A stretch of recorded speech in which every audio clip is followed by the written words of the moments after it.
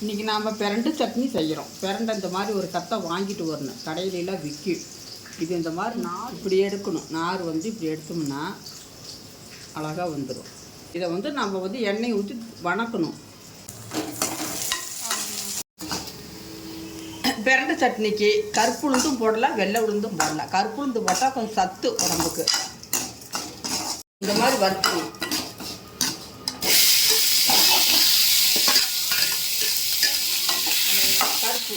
கருப்பு உளுந்து, வெங்காயம், தக்காளி, புளி கொஞ்சம், வரமிளகாய். பிரண்டை சட்னிக்கு பிரண்டைக்கு சின்ன வெங்காயம், புளி, தக்காளி பழம், வரமிளகாய், தேங்காய் கொஞ்சம், பொட்டு உளுந்து கொஞ்சம், கருப்பு உளுந்து கொஞ்சம் எல்லாம் இந்த மாதிரி வணக்கிக்கணும்.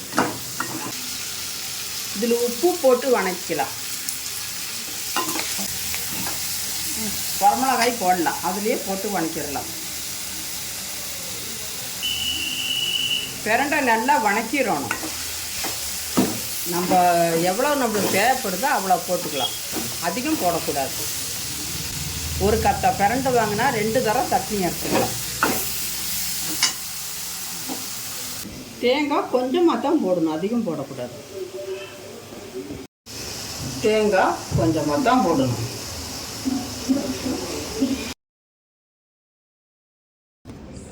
பிரண்டை சட்னி நாம் அரைச்சி சாப்பாட்டுக்கு போட்டு சாப்பிடலாம், இட்லி தோசைக்கும் சாப்பிட்டுக்கலாம். பிரண்டை சட்னி உடம்புக்கு எவ்வளவோ நல்லது.